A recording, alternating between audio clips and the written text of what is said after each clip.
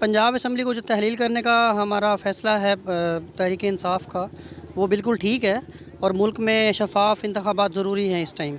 सराइकी इलाके में पानी खड़ा है, बलूचिस्तान में लोग बेघर हैं, सिंध के अंदर अभी तक बहुत सारी जगहों पर पानी नहीं निकाला जा सका।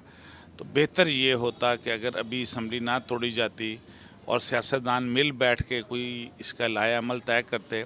लेकिन अगर परवेज़ इलाही साहब ने तोड़ी है तो मैं समझता हूँ कि ये उनका जमहूरी हक है। रात उन्होंने असम्बलियाँ डिज़ोल्व की हैं तो इलेक्शन की तरफ तो जाएगा, लेकिन बात वो है कि ये मुतहम्मिल अभी मुल्क नहीं है। मुआशी तौर पे मेरी भी ज़ाती राय ये है कि अभी मुतहम्मिल नहीं है कि इलेक्शन करवाया जाए और जो बाकी बकाया जाते हैं फंड्स हैं वो सारे इलेक्शन पे लगाए जाएं। इस वक्त लोगों को आटा नहीं मिल रहा, ये ज़्यादा बेहतर था कि इस तरफ कोई रिलीफ का कोई काम कर जाते तो मज़ीद इनकी सर की जो पग जो है इन पे ज़्यादा मजबूत हो जाती, बजाय इसके कि इमरान से वादा निभाया है। जितनी 4-5 सियासी पार्टियां एक साथ इकट्ठी हुई हैं, फिर भी उन्होंने मुल्क को कोई आगे नहीं लेके गए। जो इनकी सोच थी कि हम पुराना पाकिस्तान में आ गए हैं, वेलकम टू पुराना पाकिस्तान जैसे कहा था जरदारी साहब के बेटे ने, मियाँ बिलावल भुट्टो साहब ने कहा था, उसमें कोई आवाम को उन्होंने कोई रिलीफ नहीं दिया। बिल्कुल बेकार तरीन इनकी हुकूमत गुजरी है।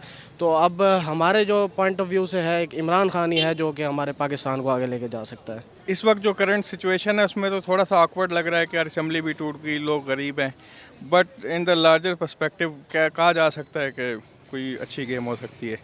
कोई नेक्स्ट इलेक्शंस जो हैं जनरल इलेक्शंस, उसके लिए कोई अच्छा मूव हो सकता है। असम्बली तोड़नी चाहिए क्योंकि इसमें मुल्क का फ़ायदा है, ठीक है, और इलेक्शन की तरफ जाना चाहिए। बहुत ज़रूरी है हमारे मुल्क के लिए कि इधर इलेक्शन हो दोबारा, क्योंकि आपको पता है कि मुल्क का क्या हालात हैं। पेट्रोल के रेट देख लें, आटे के रेट देख लें, पूरे मुल्क में इलेक्शन होने चाहिए ताकि जो हकदार हो उसको सीट मिले।